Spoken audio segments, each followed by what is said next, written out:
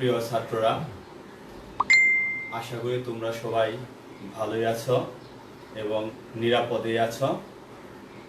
আজকে আমি honours third ইয়ারের প্লান্ট বায়োকেমিস্ট্রি বিষয়টির উপর আলোচনা করব। আমি সুব্রত কুমার দাস, প্রভাষক, উদ্ভিদ বিজ্ঞান বিভাগ, ঢাকা কলেজ, ঢাকা। আমাদের আজকের বিষয়ের প্রতিপাদ্য বিষয় হচ্ছে প্লান্ট বায়োকেমিস্ট্রি এর 1 number topics, name and distribution of biochemical substance in plant. এই বিষয়টি নিয়ে আমরা আলোচনা করব। এটি তোমাদের সিলেবাসের 1 নাম্বার টপিকসে রয়েছে। এছাড়াও এই টপিকসের আন্ডারে আমরা যে সমস্ত বিষয়গুলি আলোচনা করব তা হচ্ছে হোয়াট ইজ বায়োকেমিস্ট্রি, মেটাবলিজম, এছাড়াও আরও কিছু বিষয় রয়েছে যেটা আমি ক্লাস নেওয়ার সময় শুরু করে দিব। এখন আমরা প্রথমেই চলে যাব, যেহেতু আমাদের ক্লাসটি হচ্ছে উদ্ভিদের প্রাণ রসায়ন বা প্লান্ট বায়োকেমিস্ট্রির উপর ভিত্তি করে, সেজন্য প্রথমেই জেনে নেওয়া যাক বায়োকেমিস্ট্রি বা প্রাণ রসায়ন কাকে বলে। নাও, হোয়াট ইজ বায়োকেমিস্ট্রি? বায়োকেমিস্ট্রি হলো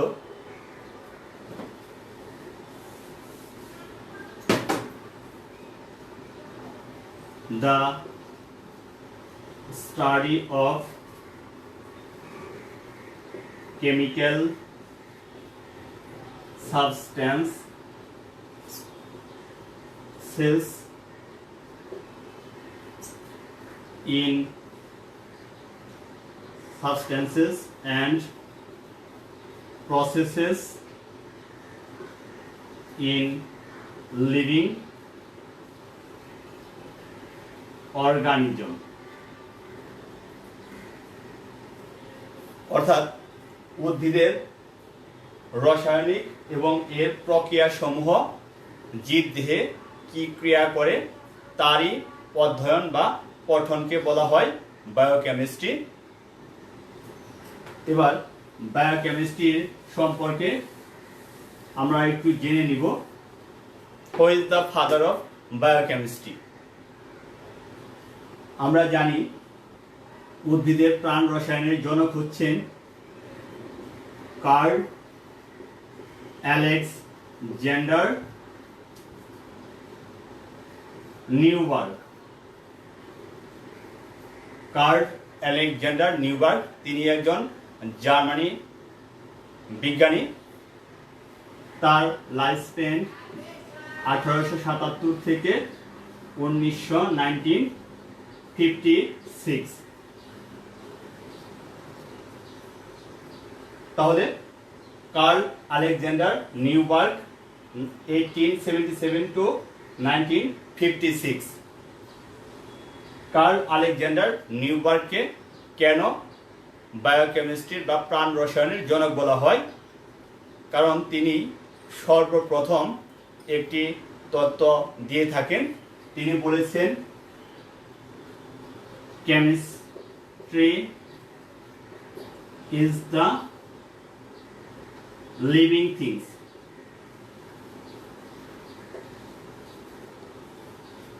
chemistry is the living things. এই কথাটি বলার কারণেই কার্ল আলেকজান্ডার নিউবার্গকে প্লান্ট বায়োকেমিস্ট্রির জনক বলা হয়ে থাকে। তিনি এই তত্ত্বটি দেন 1903 সনে, 1903। এছাড়াও আরো অন্যান্য যে সমস্ত বিজ্ঞানী রয়েছে তারা তাদের নিজস্ব মতবাদ অনুসারে প্লান্ট বায়োকেমিস্ট্রিকে সংজ্ঞায়িত করেছেন। তার মধ্যে একজন বিজ্ঞানী রয়েছেন টি.ডব্লিউ. গুডউইন। টি.ডব্লিউ. Goodwin and I মার্সার।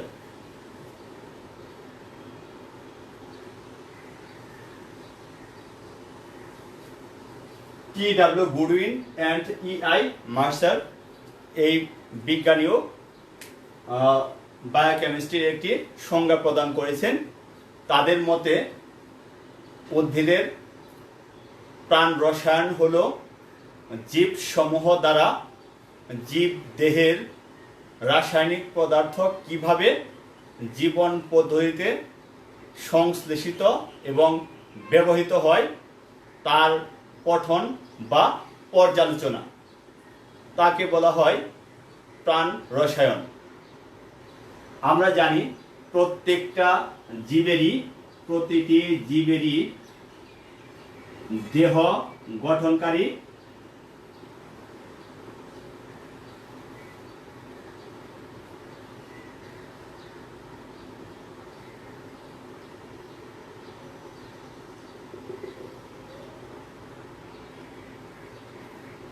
একক হচ্ছে কোষ।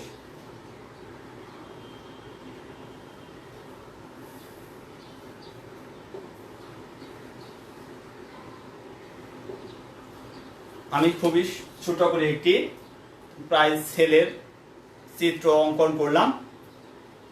প্রত্যেকটি জীব দেহের গঠনকারী একক হচ্ছে কোষ। কোষের উৎপত্তিগত ধারা এবং এর রাসায়নিক গঠন প্রত্যেকটি জীবের ক্ষেত্রে প্রায় দৃশ্যমান। এর পরেও উদ্ভিদের এবং প্রাণীর রসায়নে কিছু বিস্তর পার্থক্য রয়েছে। সেই জন্য উদ্ভিদের প্রাণ রসায়নকে বলা হয়ে থাকে প্লান্ট বায়োকেমিস্ট্রি। সেই জন্য উদ্ভিদের রসায়নকে বলা হয়ে থাকে প্লান্ট বায়োকেমিস্ট্রি।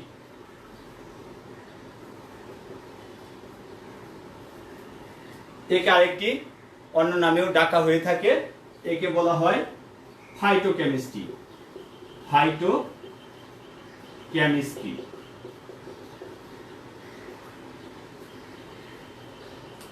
আমরা জানি সবুজি উদ্ভিদ সমূহ তাদের নিজের খাদ্য নিজেরাই তৈরি করতে থাকে।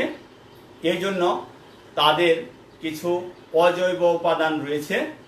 অজৈব উপাদানগুলি তারা নিজেরাই নিজেদের বৃদ্ধি, বিকাশ এবং দেহ পরিচালনার জন্য বিভিন্ন ধরনের জটিল যৌগ তৈরি করে থাকে। যেমন আমরা জানি দুই ধরনের উপাদান রয়েছে, একটি হচ্ছে ম্যাক্রোনিউট্রিয়েন্ট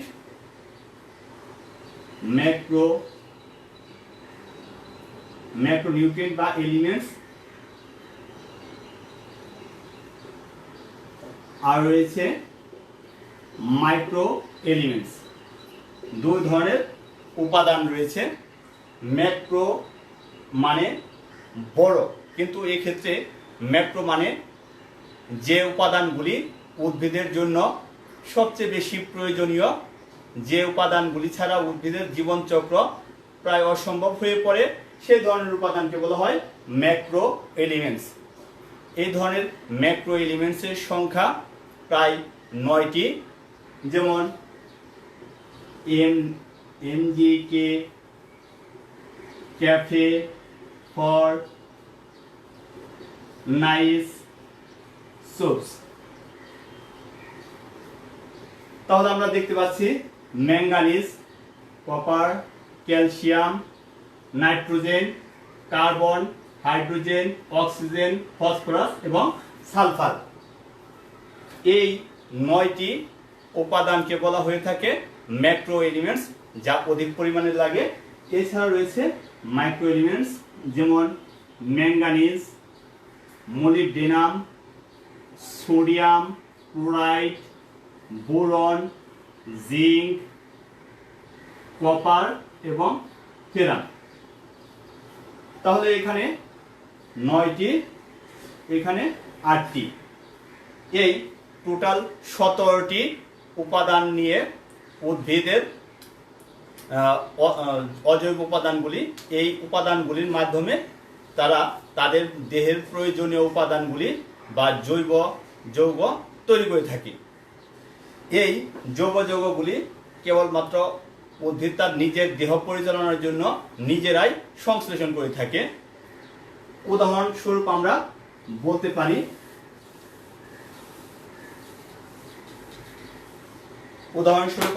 পারি ফটোসিনথেসিস বা শালক সংশ্লেষণ প্রক্রিয়ায় কি ঘটে। এক্ষেত্রে কার্বন ডাই অক্সাইড এবং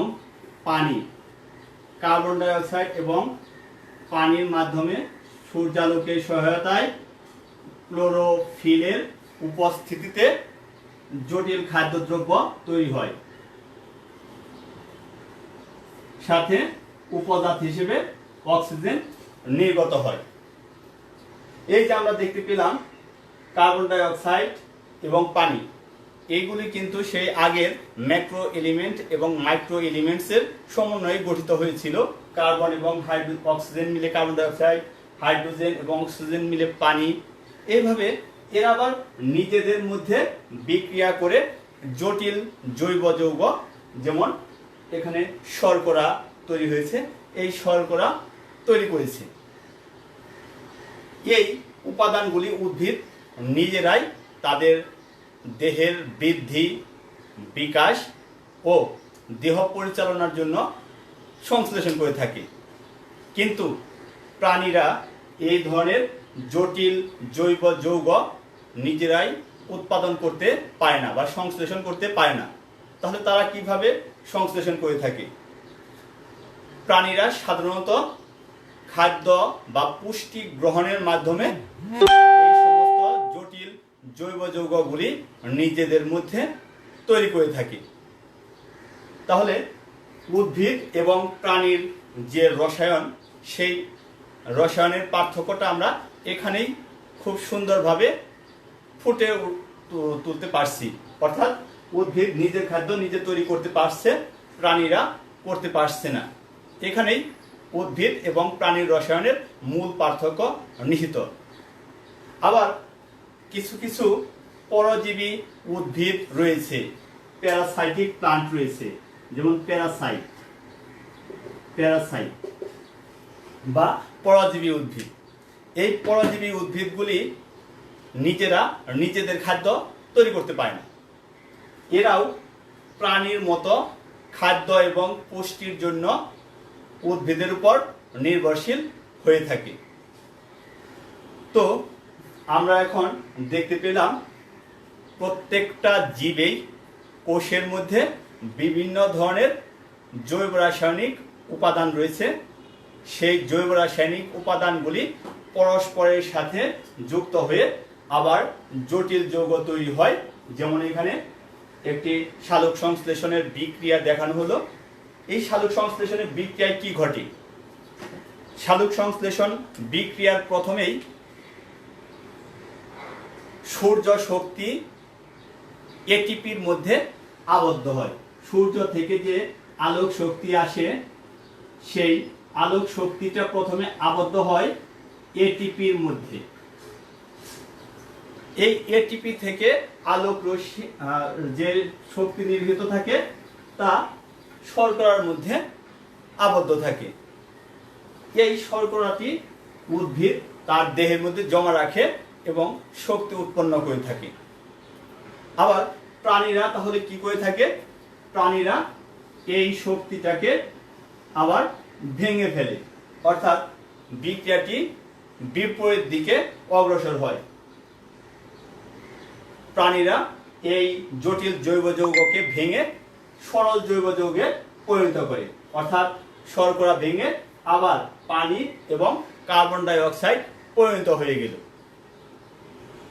এইভাবে উদ্ভিদ এবং প্রাণীর মধ্যে বায়োকেমিস্ট্রি বা প্রাণ রসায়নগত পার্থক্য আমরা নির্ণয় করতে পারি।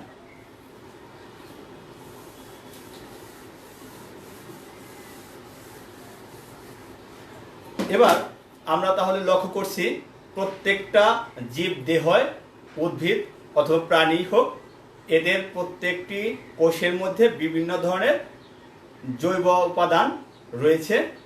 এই জৈব উপাদানগুলি অর্থাৎ প্রাণ রাসায়নিক উপাদানগুলির আইডেন্টিফিকেশন এই প্রাণ রাসায়নিক উপাদানগুলির identification, extraction, analysis and synthesis উদ্ভিদ দেহের প্রাণ রাসায়নিক উপাদানের শনাক্তকরণ, নিষ্কাশন, অ্যানালাইসিস, বিশ্লেষণ বা সংশ্লেষণ ইত্যাদি বিষয় নিয়ে আলোচনা, পর্যালোচনা ও গবেষণাকেও বলা হয়ে থাকে প্লান্ট বায়োকেমিস্ট্রি। তাহলে এই চারটি বিষয় নিয়ে আলোচনা, ডিসকাশন অথবা রিভিউ অথবা রিসার্চ।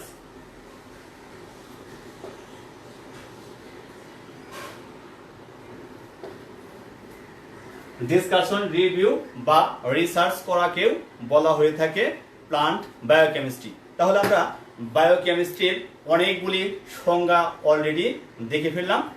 প্রথমে টি.ডাব্লিউ. Goodwin and ই.আই. মেশারের একটি সংজ্ঞা আমরা দেখলাম, যেখানে বলা হয়েছে যেখানে জীবদেহ সমূহ দ্বারা জীবদেহের মধ্যে যে সমস্ত রাসায়নিক উপাদান রয়েছে তার জীবন পদ্ধতিতে কিভাবে সংশ্লেষণ এবং ব্যবহৃত হয় তার পঠন। আবার এখানে দেখলাম জীবদেহের মধ্যে যে ধরনের প্রাণ রাসায়নিক পদার্থ রয়েছে তাদের আইডেন্টিফিকেশন, এক্সট্রাকশন, অ্যানালাইসিস, সিনথেসিস এগুলি নিয়ে ডিসকাশন, রিভিউ এবং রিসার্চ করাকেও বলা হয়ে থাকে প্লান্ট বায়োকেমিস্ট্রি বা ফাইটোকেমিস্ট্রি। তাহলে আমরা তখন আলোচনা করলাম প্রাণ রসায়ন বা প্লান্ট বায়োকেমিস্ট্রি কাকে বলে, প্লান্ট বায়োকেমিস্ট্রির জনককে, এইসব আমরা জেনে নিলাম। এখন আসা যাক মেটাবলিজম। মেটাবলিজম খুবই গুরুত্বপূর্ণ একটি বিষয়।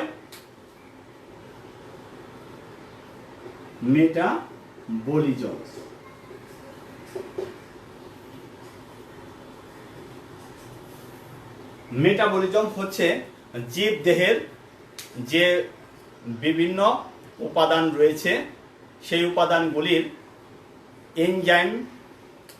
এনজাইম যতগুলি ক্রিয়া বিক্রিয়া হয় তার এনজাইমেটিক ফলাফলকে বা যোগফলকে বলা হয়ে থাকে metabolism.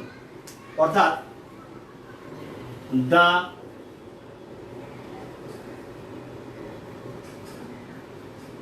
total sum of enzyme catalyst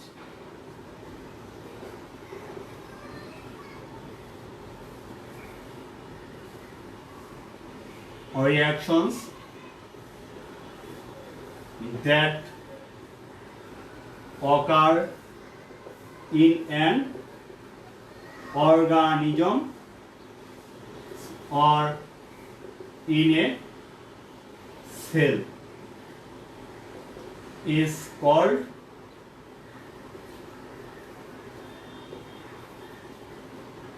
metabolism. তাহলে মেটাবলিজমের সংজ্ঞাটা হচ্ছে একটি জীব দেহের বা একটি কোষের মধ্যে যতগুলি এনজাইমেটিক ক্রিয়া বিক্রিয়া সংঘটিত হয় তাদের সমষ্টিকে বলা হয় মেটাবলিজম।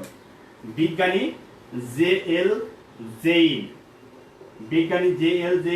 2004 এ এই সংজ্ঞাটি দিয়ে থাকেন মেটাবলিজম।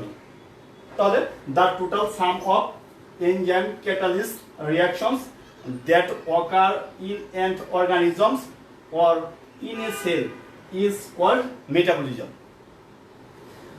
জীবদেহের মধ্যে অসংখ্য জীবদেহের একটি কোষের মধ্যেই অসংখ্য ক্রিয়া বিক্রিয়া সংঘটিত হয়ে থাকে।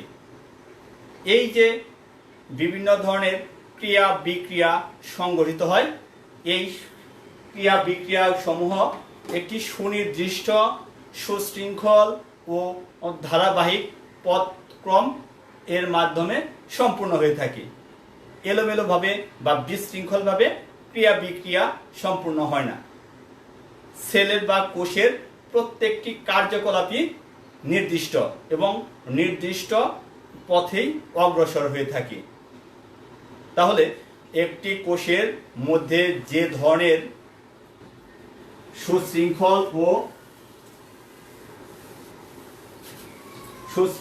ও ধারাবাহিক পদ্ধতিতে একটি বিক্রিয়া পরিচালিত হয়, সেই ধারা বা পথকে বলা হয়ে থাকে মেটাবলিক প্যাথওয়ে।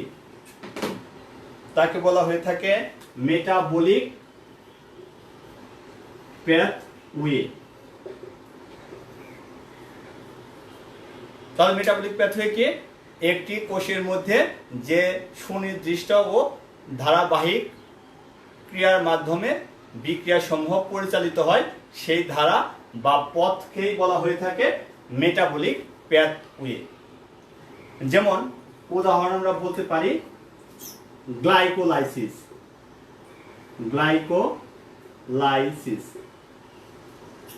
গ্লাইকোলাইসিস একটি মেটাবলিক প্যাথওয়ে। গ্লাইকোলাইসিসে আমরা কি দেখতে পাই, কি ঘটে থাকে? তোমরা অবশ্যই জানো গ্লাইকোলাইসিসে তৈরি হয় এক অণু গ্লুকোজ ভেঙে 2 অণু পাইরুভিক অ্যাসিড উৎপন্ন হয়। আমি বিক্রিয়াটি দেখানোর চেষ্টা করছি। এখানে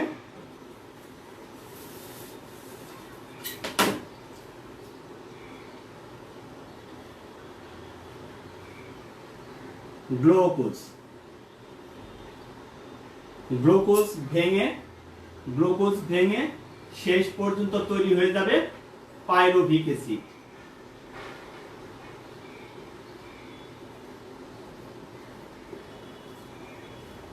এখানে গ্লুকোজ হচ্ছে 1 অণু, পাইরুভিক অ্যাসিড উৎপন্ন হবে 2 অণু। এই যে গ্লুকোজ ভেঙে পাইরুভিক অ্যাসিড তৈরি হলো, এই পরিপূর্ণ পথ বা ধারাই হচ্ছে একটি মেটাবলিক প্যাথওয়ে। এই ধারায় কি ঘটে? তাহলে গ্লাইকোলাইসিসের থেকে গ্লুকোজের থেকে তৈরি হবে গ্লুকোজ 6 ফসফেট। গ্লুকোজ 6 ফসফেট থেকে তৈরি হয় ফ্রুক্টোজ 6 ফসফেট। ফ্রুক্টোজ 6 ফসফেট থেকে তৈরি হবে ফ্রুক্টোজ 1,6 বেস ফসফেট।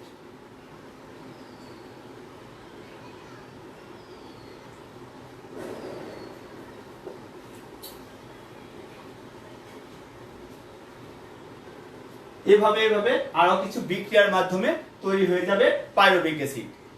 এবার এই যে গ্লুকোজ থেকে গ্লুকোজ 6 ফসফেট আসলো, এই জন্য বিক্রিয়াটি সম্পূর্ণ হওয়ার জন্য এক ধরনের এনজাইম এখানে লাগবে, কাইনেজ এনজাইম। এই গ্লুকোজ 6 ফসফেট থেকে ফ্রুক্টোজ 6 ফসফেটে চলে যাওয়ার জন্য লাগবে আরো একটি এনজাইম, যেমন গ্লুকোফসফো আইসোমারেজ। আমি আইসোমারেজ লিখছি, আইসোমারেজ। এইরকম প্রত্যেকটি ধাপে ধাপেই বিক্রিয়া সম্পূর্ণ হওয়ার জন্য নির্দিষ্ট এবং আলাদা আলাদা এনজাইমের প্রয়োজন হয়। এই যে আলাদা আলাদা এনজাইম আলাদা আলাদা বিভিন্ন ধরনের প্রোডাক্ট তৈরি করে থাকে, এইগুলি উদ্ভিদের বা জীবের জীবন পরিচালনার জন্য দায়ী। তাহলে একটি মেটাবলিক প্যাথওয়ে, যে মেটাবলিক প্যাথওয়ের নাম আমরা বললাম গ্লাইকোলাইসিস। মেটাবলিক প্যাথওয়ে একটি গ্লাইকোলাইসিস, তার মধ্যে বিভিন্ন ধরনের বিক্রিয়া ঘটে, অর্থাৎ গ্লুকোজ থেকে গ্লুকোজ 6 ফসফেট একটি বিক্রিয়া, গ্লুকোজ 6 ফসফেট থেকে ফ্রুক্টোজ 6 ফসফেট এটার একটি বিক্রিয়া, এরকম করতে করতে শেষ মুহূর্তে পাইরুভিক অ্যাসিড তৈরি হয়। প্রত্যেকটি বিক্রিয়ার জন্যই আলাদা এবং সুনির্দিষ্ট এনজাইম রয়েছে এবং এই প্রোডাক্টগুলি জীবের জীবন পরিচালনার জন্য খুবই গুরুত্বপূর্ণ। তাহলে আমরা মেটাবলিক প্যাথওয়ে কি সেটা আমরা জানার চেষ্টা করলাম। এখন আমরা এই মেটাবলিজমকে দুটি ভাগে ভাগ করা যায়। মেটাবলিজমকে দুটি ভাগে ভাগ করা যেতে পারে। একটি ভাগকে বলা হয়ে থাকে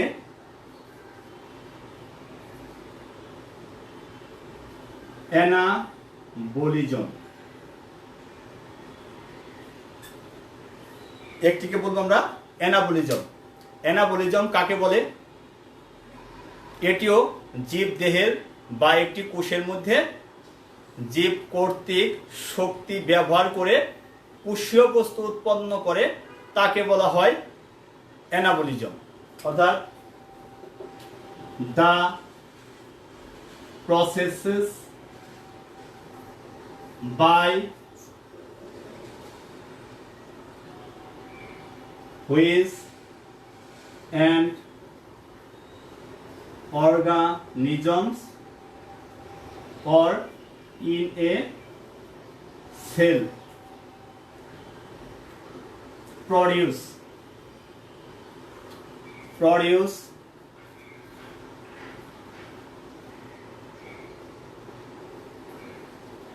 cellular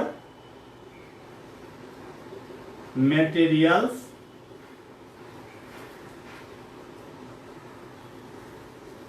using the environmental or inner energy is called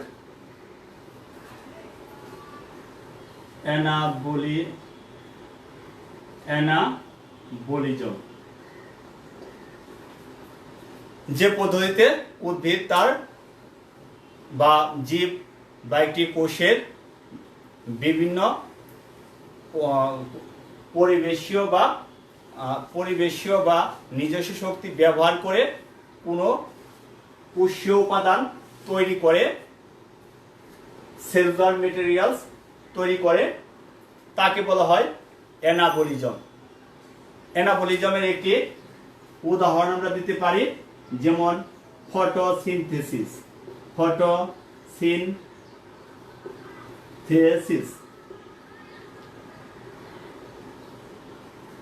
example photosynthesis, এটি একটি anabolism.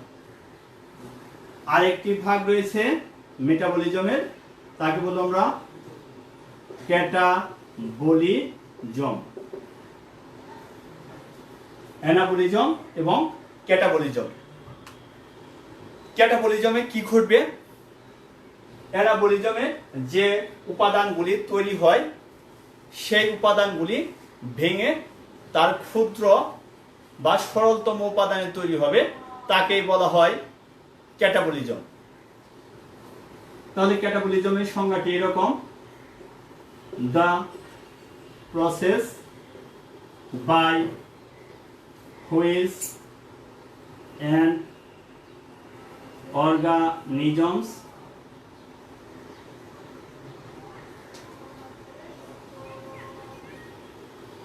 breaks down a complex organic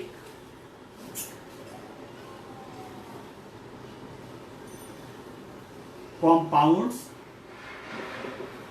into a relatively simple compound to produce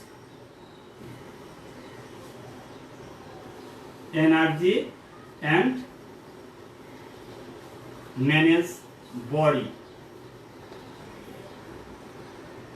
is called catabolism. তাহলে ক্যাটাবলিজমের সংজ্ঞাটি এরকম: the process by which an organisms break down a complex organic compounds into a relatively, অর্থাৎ অপেক্ষাকৃত সরল কম্পাউন্ডে তৈরি করবে এবং তারা শক্তি তৈরি করবে এবং দেহকে পরিচালিত করবে, একেই বলা হয়ে থাকে ক্যাটাবলিজম। তাহলে মেটাবলিজমকে দুটি ভাগে ভাগ করা যায়, একটিকে বলা হয় অ্যানাবলিজম আর একটি ক্যাটাবলিজম। অ্যানাবলিজম এবং ক্যাটাবলিজমের সংজ্ঞা এবং এদের মধ্যে যে পার্থক্য সেটা অনেক সময় পরীক্ষায় আসার জন্য উপযোগী। তোমরা আশা করি এই দুটির সংজ্ঞা পড়বে এবং পার্থক্যগুলো এখান থেকে সহজেই দেখা যায়। তাহলে আমরা দেখতে পাই অ্যানাবলিজমে কি ঘটে।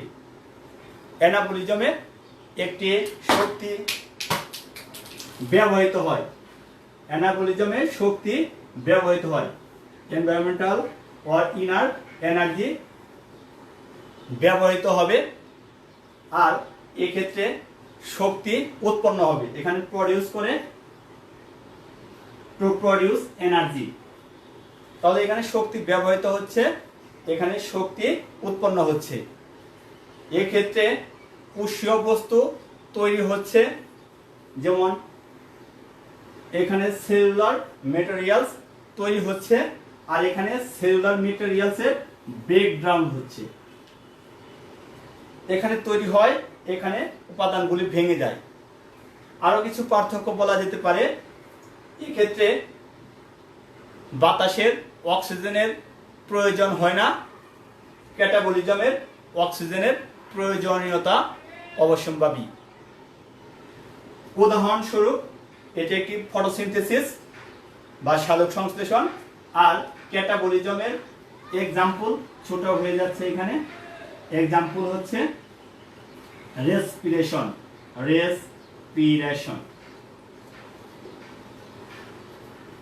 তাহলে আমরা এতক্ষণ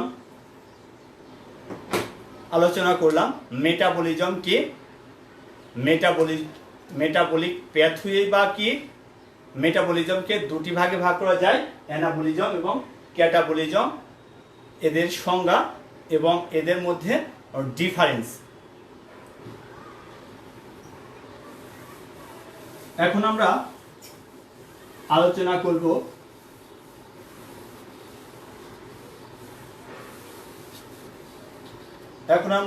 করব name and distribution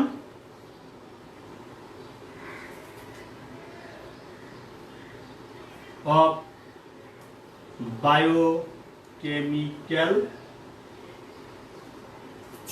biochemical substances in plants।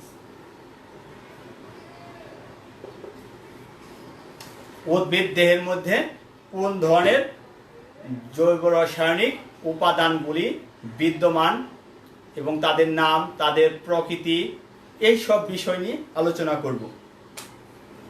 পূর্বেই আমি বলেছি প্রত্যেকটি দেহয় বা কোষের মধ্যেই বিভিন্ন ধরনের জৈব রাসায়নিক পদার্থ রয়েছে। এই জৈব রাসায়নিক পদার্থ সমূহ তারা নিজেদের মধ্যে বিক্রিয়া করে জটিল যৌগ তৈরি করে।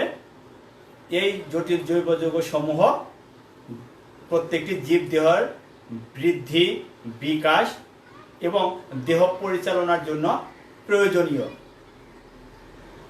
কিছু কিছু উপাদান রয়েছে যা প্রত্যেকটা এই ধরনের কিছু প্রাণ রাসায়নিক উপাদান রয়েছে যা প্রতিটি উদ্ভিদ দেহের মধ্যেই পাওয়া যায়। আবার কিছু কিছু উপাদান রয়েছে যা নির্দিষ্ট প্রজাতির মধ্যে পাওয়া যায়। আবার কিছু কিছু উপাদান রয়েছে নির্দিষ্ট অঙ্গের মধ্যেও পাওয়া যায়। তাহলে আমরা দেখতে পাই এই প্রাণ রাসায়নিক উপাদানগুলির ডিস্ট্রিবিউশন বিভিন্ন রকমের হয়ে থাকে। সেইগুলি নিয়ে এখন আমাদের আলোচনার বিষয়। তাহলে উদ্ভিদের প্রাণ রাসায়নিক উপাদানগুলিকে বিভিন্ন গ্রুপে বা ক্লাসে বিন্যস্ত করা যায়। প্রথমে আসা যাক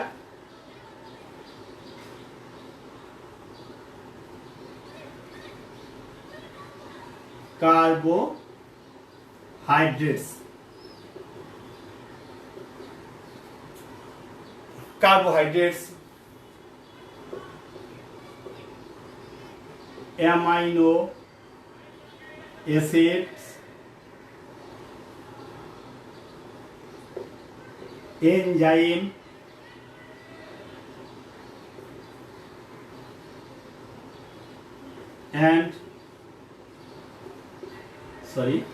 protein and enzyme,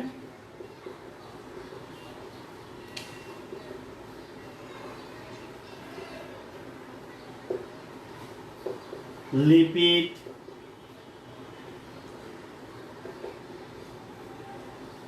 nucleic acid,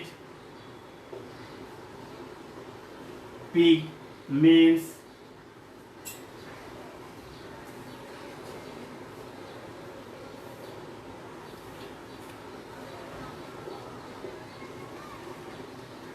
terpenoids,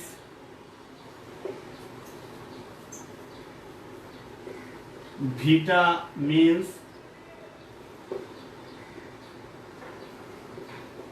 phytohormones,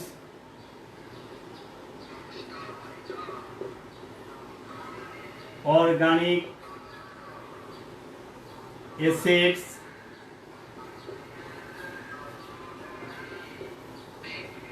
phenolic compound,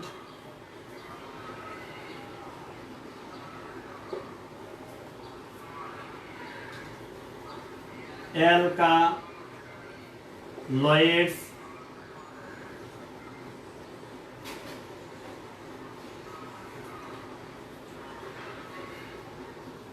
antibiotics, etc.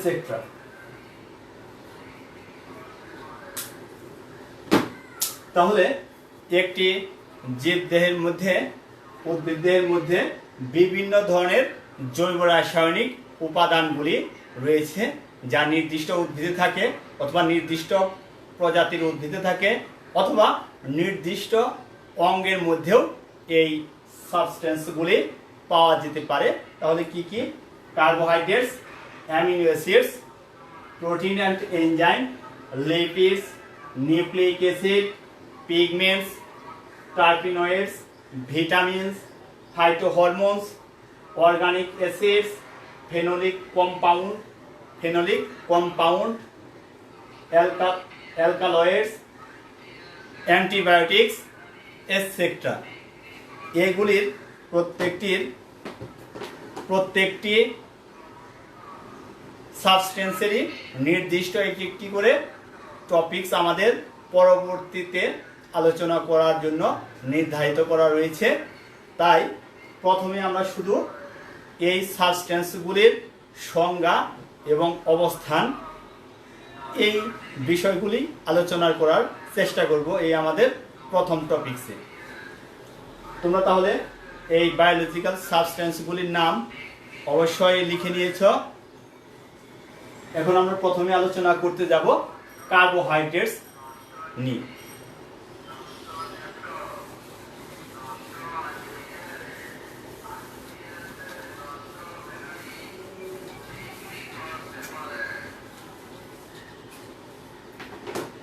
Carbohydrates কাকে বলা হয়?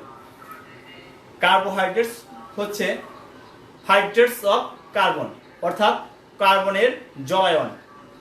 কার্বোহাইড্রেটস সাধারণত কার্বন, হাইড্রোজেন এবং অক্সিজেনের সমন্বয়ে গঠিত হয়ে থাকে, যাদের অনুপাত 1:2:1।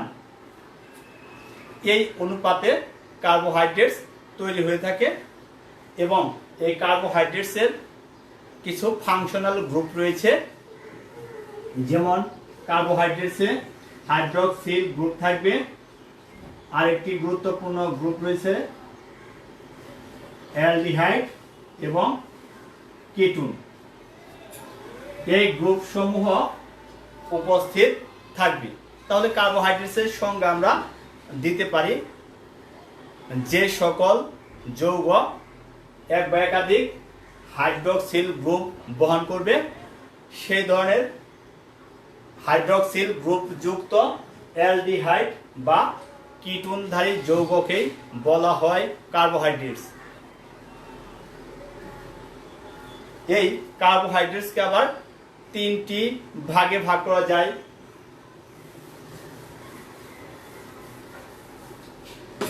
যেমন মনোস্যাকারাইডস,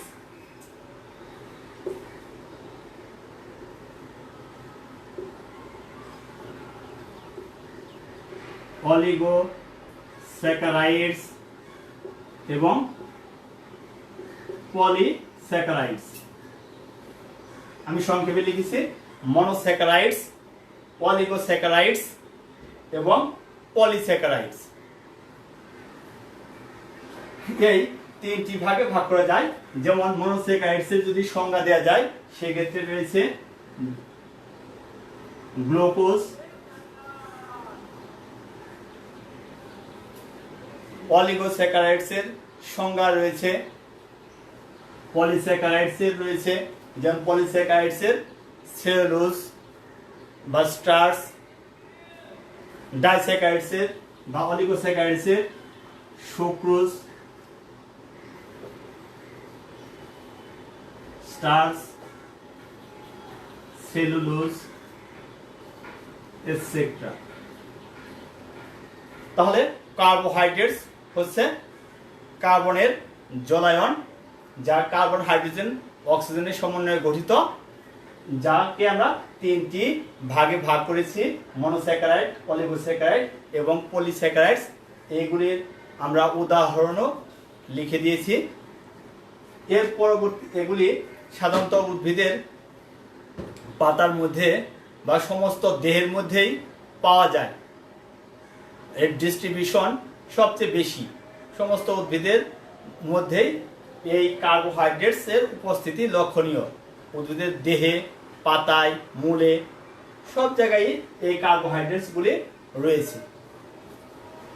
এই কার্বোহাইড্রেটস নিয়ে বিস্তারিত আমাদের যে টপিকস রয়েছে সেখানে আলোচনা করব। পরবর্তীতে আমরা যাব 2 number, amino acids.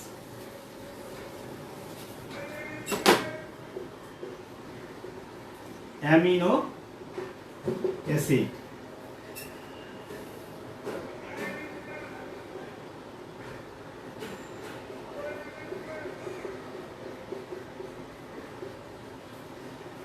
Amino acid কাকে বলে? এইখানে আমি একটি চিত্র অঙ্কন করেছি। এটি একটি জৈব অ্যাসিডের। তাহলে জৈব অ্যাসিডের হওয়ার জন্য একটি কার্বক্সিলিক গ্রুপ দরকার, COOH। এটি একটি কার্বক্সিলিক গ্রুপ, এটি জৈব অ্যাসিডের জন্য অবশ্যই প্রয়োজন এবং এই কার্বনের সাথে অনেকগুলি হাইড্রোজেন পরমাণু রয়েছে, তাহলে অ্যামিনো অ্যাসিড কাকে বলা হয়? যখন কোনো জৈব অ্যাসিডের এক বা একাধিক হাইড্রোজেন পরমাণু অ্যামিনো গ্রুপ দ্বারা প্রতিস্থাপিত হবে, এটি একটি অ্যামিনো গ্রুপ। যদি কোনো জৈব অ্যাসিডের এক বা একাধিক হাইড্রোজেন পরমাণু অ্যামিনো মূলক দ্বারা প্রতিস্থাপিত হয়, তখন যে অ্যাসিডের উদ্ভব ঘটে তাকে বলা হয় অ্যামিনো অ্যাসিড। যদি আমরা এই অ্যাসিডটি অ্যামিনো গ্রুপটি কনভার্ট করে দেই,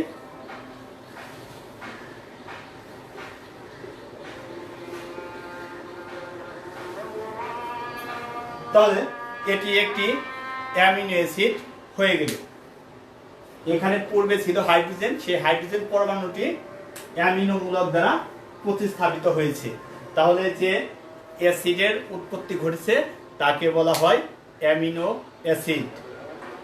এই অ্যামিনো অ্যাসিডের সংখ্যা প্রায় 200টি মতো, কিন্তু 20 ধরনের অ্যামিনো অ্যাসিড প্রায় 20 ধরনের অ্যামিনো অ্যাসিড প্রোটিন গঠনে সহায়তা করে থাকে। এই 20 ধরনের অ্যামিনো অ্যাসিডকে বলা হয় প্রোটিন অ্যামিনো অ্যাসিড। যেমন উদাহরণ আমরা দিতে পারি valine, glycine, alanine, leucine, isoleucine, etcetera etcetera. আমরা পরবর্তীতে আলোচনা করব বিশদভাবে। এরপরে রয়েছে আমাদের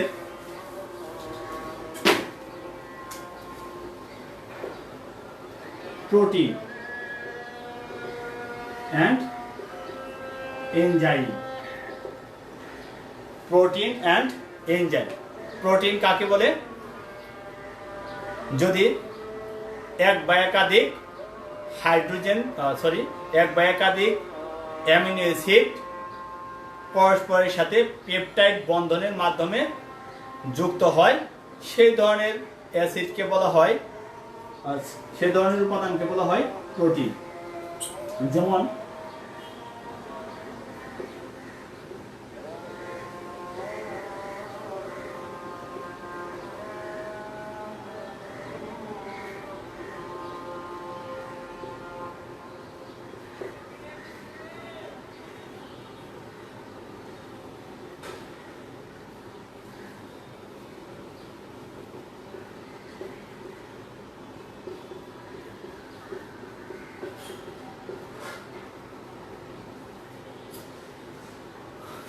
আমরা বোর্ডে দেখতে পাচ্ছি এটি একটি অ্যামিনো অ্যাসিড, এটি একটি ভিন্ন অ্যামিনো অ্যাসিড। এই দুটি অ্যামিনো অ্যাসিডের মধ্যে যখন পেপটাইড বন্ধন তৈরি হয় এবং দুটি অ্যামিনো অ্যাসিড পরস্পরের সাথে যুক্ত হয়, তখন যে উপাদানটি তৈরি হয় তাকে বলা হয় প্রোটিন। অথবা আমরা বলতে পারি প্রোটিন হচ্ছে একটি উচ্চ আণবিক ওজন বিশিষ্ট জৈব রাসায়নিক পদার্থ, যা বিভিন্ন ধরনের অ্যামিনো অ্যাসিডের সমন্বয়ে গঠিত হয়ে থাকে। এই দুইভাবেই আমরা প্রোটিনের সংজ্ঞা দিতে পারি। যেমন বিভিন্ন ধরনের প্রোটিন রয়েছে, এক্সাম্পল আমরা দিতে পারি, যেমন albumin,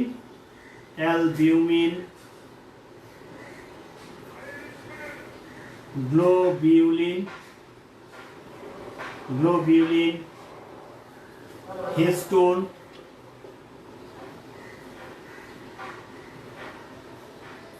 etcetera.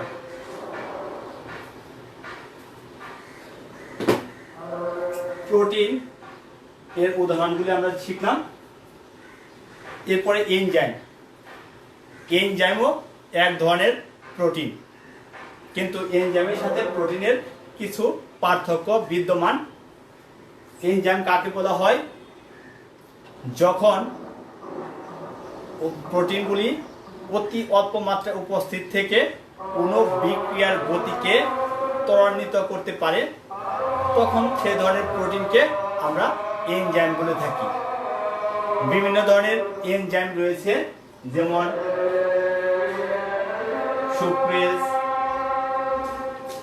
Sucrase enzyme, amylase enzyme.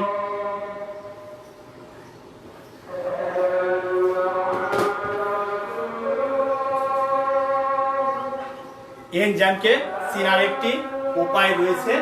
এনজাইমের নামের শেষে ASE, তিনটি শব্দ যখন থাকবে, তখন তিনটি ওয়ার্ড যখন থাকবে, তখন আমরা বলতে পারবো এটি একটি enzyme.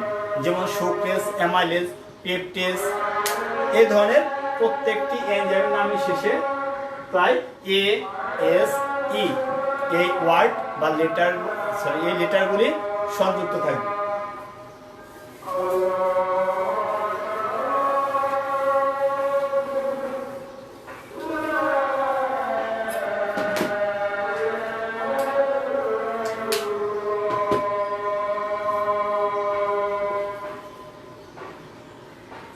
Nucleic acids. Nucleic acid যখন নাইট্রোজেন বেস, পেন্টোজ সুগার এবং ফসফরিক অ্যাসিড যুক্ত হয়ে যে ধরনের অ্যাসিডের তৈরি করে, সেই ধরনের অ্যাসিডকে বলা হয় নিউক্লিক অ্যাসিড। এই নিউক্লিক অ্যাসিড সমূহকে দুই ভাগে ভাগ করা যায়। একটি হচ্ছে ডিএনএ এবং অপরটি RNA. DNA deoxy ribonucleic acid, RNA ribonucleic acid. এই ডিএনএ এবং আরএনএ সাধারণত প্রত্যেকটি কোষের যে ক্রোমোজোম, সে ক্রোমোজোমে পাওয়া যায় এবং এই ডিএনএ এবং এই ডিএনএ বংশগতির ধারক এবং বাহক হিসেবে কাজ করে থাকে। এসব নিয়ে আমরা পরবর্তীতে আলোচনা করব। এরপরে রয়েছে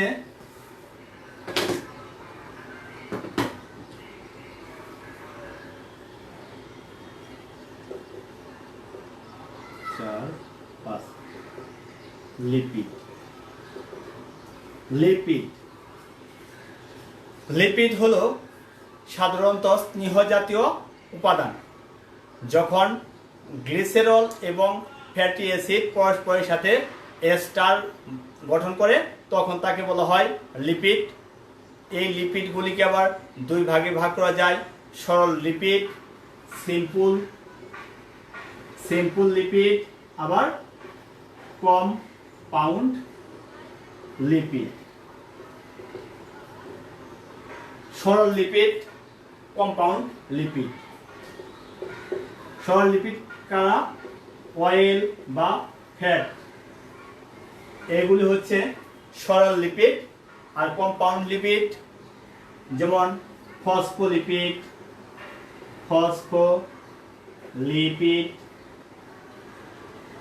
এখানে সরল বলা হয়েছে কারণ যেগুলি শুধুমাত্র গ্লিসারল এবং ফ্যাটি অ্যাসিডের এস্টার নিয়ে তৈরি, তাদেরকে বলা হয় সিম্পল লিপিড, যেখানে লিপিড ছাড়া অন্য কোনো উপাদান থাকে না। আর কম্পাউন্ড লিপিডের সাথে অন্যান্য উপাদান রয়েছে, যেমন আমি লিখেছি ফসফোলিপিড, অর্থাৎ এখানে একটি ফসফেট রয়েছে এবং লিপিড রয়েছে, সেই জন্য একে বলা হয় কম্পাউন্ড বা যৌগিক লিপিড।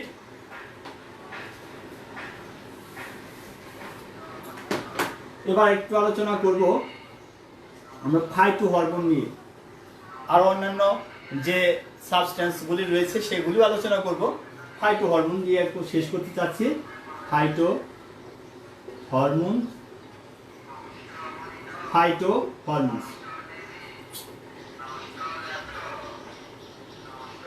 এবং ভিটামিন,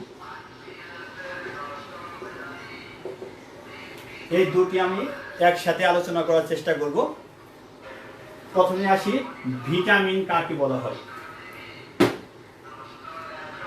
ভিটামিন হচ্ছে এক ধরনের জৈব রাসায়নিক পদার্থ যা অতি অল্প মাত্রায় উৎপত্তি ঘটে কোনো বিপাক ক্রিয়ার সহায়তা করে বা প্রভাবিত করে, সেই ধরনের জৈব রাসায়নিক উপাদানকে বলা হয়ে থাকে ভিটামিন। এগুলি উদ্ভিদ সাধারণত তাদের নিজের দেহের মধ্যেই তৈরি করে থাকে।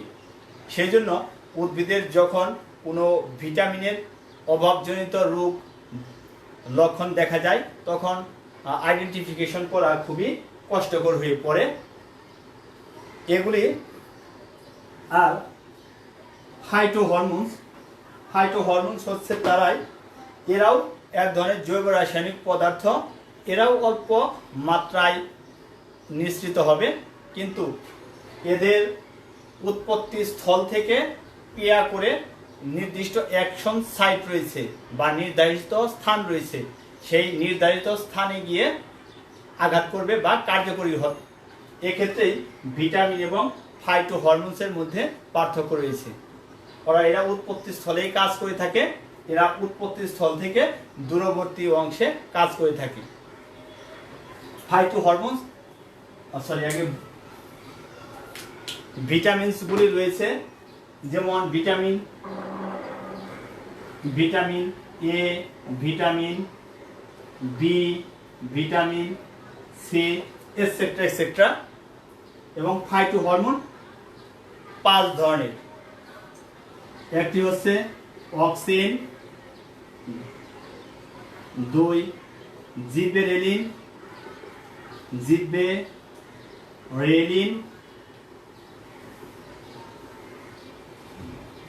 সাইটোকাইনিন,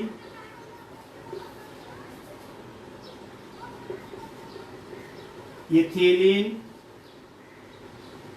এবং অ্যাবসিসিক অ্যাসিড। ফাইটোহরমোনগুলি উদ্ভিদের সাধারণত বৃদ্ধিকে কাজ করে থাকে, কিন্তু অনেক ক্ষেত্রে এরা বৃদ্ধিকে প্রভাবিত করে বা বাধাগ্রস্ত করে থাকে, যেমন ইথিলিন এবং অ্যাবসিসিক অ্যাসিড। এরা উদ্ভিদের বৃদ্ধিকে বাধাগ্রস্ত করে থাকে। আর উদ্ভিদ দেহে 5 ধরনের ফাইটোহরমোনস পাওয়া যায়। এই ফাইটোহরমোন উদ্ভিদের বৃদ্ধিতে কাজ করে থাকে, যেমন অক্সিন উদ্ভিদের শীর্ষমূল এবং শীর্ষকাণ্ড এর মধ্যে অধিক পরিমাণে থাকে, উদ্ভিদকে দৈর্ঘ্যে বৃদ্ধি করে থাকে। এই হচ্ছে আজকে আমার name and distribution of substance in plants এই টপিকসের আলোচনা। যে বিষয়গুলি আমার বাকি রইল, যা আমি শেষ করতে পারলাম না, সেগুলি পরবর্তী ক্লাসে শেষ করব। এবং এর সাথে আমি সেল মেমব্রেন তোমাদের 5 নাম্বার টপিকসে রয়েছে, সেই সেল মেমব্রেনসের গঠন, কার্যকারিতা, এই সব নিয়ে আলোচনা করব। তোমরা নিশ্চয়ই এতক্ষণ এই ক্লাসটি ধৈর্য সহকারে উপভোগ করলে, এবং যারা এই ক্লাসটি শুনছেন তাদের প্রতি আমার অশেষ কৃতজ্ঞতা জ্ঞাপন করছি। আমাদের জন্য দোয়া করবেন, আমরা যেন আপনাদের এই নিয়মিত ক্লাসগুলি করতে পারি, সেই জন্য সর্বোপরি আমি আমাদের ঢাকা কলেজ পরিবারকে ধন্যবাদ জানাচ্ছি, আমাদের উদ্ভিদ বিজ্ঞান বিভাগকে ধন্যবাদ জানাচ্ছি। তাদের এই অক্লান্ত পরিশ্রমের মাধ্যমেই আমরা এই নিয়মিত অনলাইন ক্লাসগুলি নেওয়ার অনুপ্রেরণা পেয়েছি। Best of luck.